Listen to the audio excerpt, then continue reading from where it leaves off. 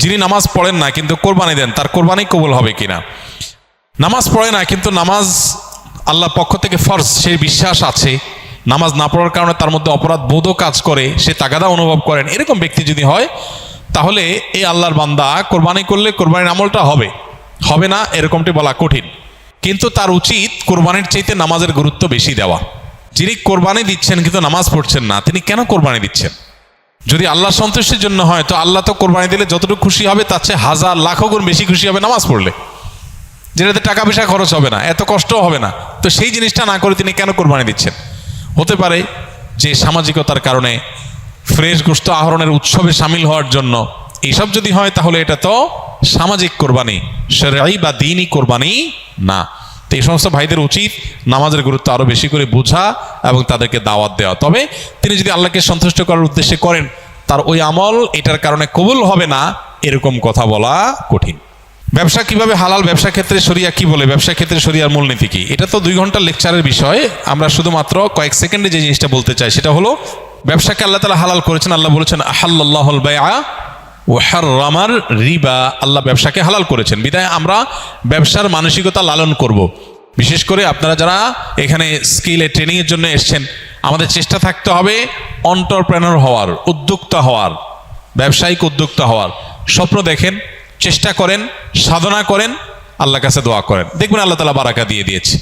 তো এই জন্য ব্যবসার মধ্যে বেশিরভাগ রিজিক আল্লাহ তাআলা রেখেছেন কিসের মধ্যে? ব্যবসার মধ্যে। এবং ব্যবসার মধ্যে বারাকা বেশি রয়েছে, এই জন্য ব্যবসার মানসিকতা থাকা উচিত। এর মানে এই না যে চাকরি করা জায়েজ নাই, চাকরি করা জায়েজ আছে। নবী আলাইহিস সালাম নিজে অন্যের অধীনে কাজ করেছেন, সেটা এক প্রকারের চাকরি। কিন্তু আবার একই সাথে তিনি বাজারে গিয়ে ব্যবসা করেছেন এবং সেটাই ছিল তার মূল এবং প্রধান জীবিকা নির্বাহের মাধ্যম। এজন্য ওই দিকে আমাদের অগ্রসর হওয়া উচিত। ব্যবসা ক্ষেত্রে বেশ কয়েকটা মূলনীতি লক্ষ্য রাখতে হয়। সবচেয়ে বড় জিনিস হলো যে হারাম জিনিসে ব্যবসা করা হারাম। যে জিনিস হারাম সেটা ব্যবসা করাও কি? যেটা আমার জন্য খাওয়া জায়েজ না সেটা আরেকজনের কাছে বেচাও জায়েজ না। এটা হলো একটা কমন মূলনীতি।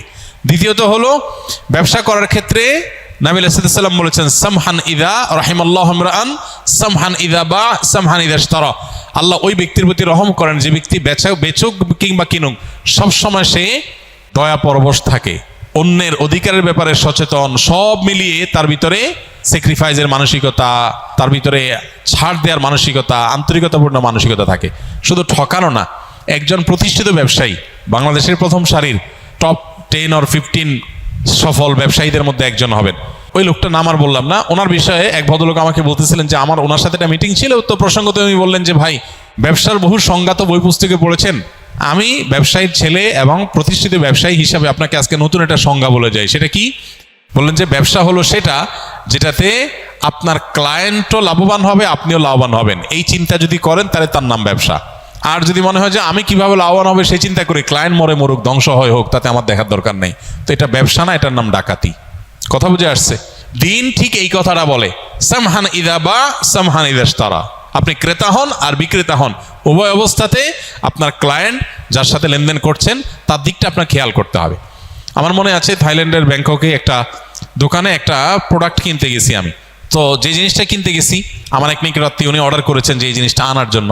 তো ওখানে যেহেতু ওইটা আমি পাইছি, আমি দোকানদারকে বললাম যে এটা একটা নিচ্ছি, নেওয়ার পর বললাম সন্দেহ হচ্ছে আরেকটা আছে একটু বেশ কম, আমার মনে হচ্ছে যে যদি ওইটা হয়, বেচারা চাইছে দুইটাই নিয়ে যাই, এই জন্য বললাম ওইটা দাও। পরে আমাকে দোকানদার বলল তুমি যেটা নিচ্ছ আর এটা নিচ্ছ সেম জিনিস, এখানে যে পার্থক্য দেখছো এটার কারণে ম্যাটেরিয়ালে কোনো পার্থক্য হয়নি। তিনি আমাকে বুঝালেন জিনিসটা সেম, তুমি যদি নাও তাহলে ডাবল লাগলে তুমি নিতে পারো, আর না হলে তুমি হয়তো এটা নেওয়ার কোনো যুক্তি নেই। তুমি যেটা নিয়ে সেটার ভিতরে চুল পরিমাণ ম্যাটেরিয়ালে কোনো বেশ কম নাই। শেষ পর্যন্ত আমি এটা কিনতেই পারলাম না। সে আমাকে এমনভাবে বুঝাইলো, দোকানতে বেরিয়ে করে দিল যে তুমি নিলে দুইটা নাও, লাগলে সেটা ভিন্ন কথা, কিন্তু যেটা নিছো আরেকটা নিতে আসছো একটু লেখা বেশ কমের কারণে, এই লেখার কারণে ম্যাটেরিয়ালে কোনো পার্থক্য হয় নাই, জিনিস সেম, অযথা তুমি কেন টাকা নষ্ট করবা? আমাকে সে কিনতেই দেয় নাই, আমি বাইরে চলে আসছি। একজন অমুসলমান, একজন ভিন্ন ধর্মাবলম্বী, সে তার দোকান থেকে, আমি একজন ভিনদেশী, সে আমাকে প্রোডাক্টটা বিক্রি করলো না। দিন যে জিনিসটাকে বলে দুর্ভাগ্যজনক বাস্তবতা আমাদের মুসলমানদের থেকে আজকে চলে গেছে, সেটা আমরা মুখে মুখে বলি, আমলে নেই। তো আপনারা ইনশাআল্লাহ কর্মক্ষেত্রে বিভিন্ন ক্ষেত্রে উদ্যোক্তা হয়ে উঠবেন। না খেয়ে থাকলেন, টাকা কম কামাই করলেন, উপার্জন কম হলো, কিন্তু কখনো কোনো মানুষের ক্ষতি যেন আমার দ্বারায় না হয়। আল্লাহ আমাদেরকে সেটা করার তৌফিক দান করুন। তো ব্যবসার মূলনীতিগুলো বোঝার জন্য ব্যবসা শুরু করার আগে ব্যবসা সংক্রান্ত বিধিবিধানগুলো আলাদা জেনে নিতে হবে, আলাদা কোর্স করে নিতে হবে। কি কি আমল করলে আল্লাহর খুব নিকটে যাওয়া যাবে, কোন আমল করলে আল্লাহ খুব খুশি হবেন? ভাই, যে আমলগুলো করলে আল্লাহর সবচেয়ে নিকটে যাওয়া যাবে, এর মধ্যে সবচেয়ে বড় আমলটা হলো সিজদা। নবী আলাইহিস সালাম বলেছেন, আকরাবু মা ইয়াকুনুল আবদু মির রাব্বিহি ওয়া সাজিদ, বান্দা আল্লাহর সবচেয়ে নিকটে যেতে পারে সিজদারত অবস্থায়। এই জন্য সিজদার আমলটা আমাদের বেশি থেকে বেশি করা উচিত। সিজদার মাধ্যমে আল্লাহর সবচেয়ে কাছাকাছি যাওয়া যাবে। আপনি যদি চান আল্লাহর খুব কাছে গিয়ে কিছু বলতে, তাহলে সিজদা দিয়ে আল্লাহর কাছে দোয়া করেন, বিশেষ করে নফল নামাজে।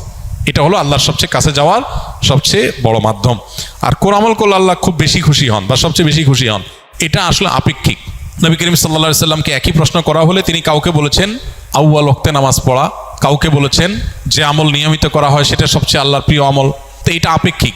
কারোর যদি কোনো আমলের অভাব থাকে, ত্রুটি থাকে, তার ওই ত্রুটিটা পূরণ করাটাই আল্লাহর কাছে প্রিয়। কারণ নামাজটা মাশাআল্লাহ শুরুর ওয়াক্তে পড়েন উনি, কিন্তু আমলের কোনো কন্টিনিউশন নাই, তাহলে সে ব্যক্তি কন্টিনিউয়াসলি কোনো আমল করবে, এটা তার কাছে তার জন্য বেশি গুরুত্বপূর্ণ, আল্লাহ এতে বেশি খুশি হবেন। কারণ হয়তো মাশাআল্লাহ নামাজ ভালো আছে, এটা ভালো আছে, কিন্তু সালাম দেওয়ার অভ্যাস নাই, তো সেই সালামের অভ্যাসটা বেশি করবে। আর এর বাইরে আল্লাহর পছন্দনীয় কাজের তালিকা, এটা নিয়ে আমাদের একটা ভিডিও আছে ইউটিউবে, সেটা দেখতে পারেন। সেখানে আমরা কোরআনে এবং হাদিসে ইন্নাল্লাহা ইউহিব্বু বলে যে সমস্ত, এই শিরোনামে যে সমস্ত আমলের কথা বলা আছে, আল্লাহ তাআলা অমুককে পছন্দ করেন, অমুক কাজ পছন্দ করেন, এই তালিকাটাকে নিয়ে আমরা একটা বক্তব্য দিয়েছি, সেটা ইউটিউবে আছে।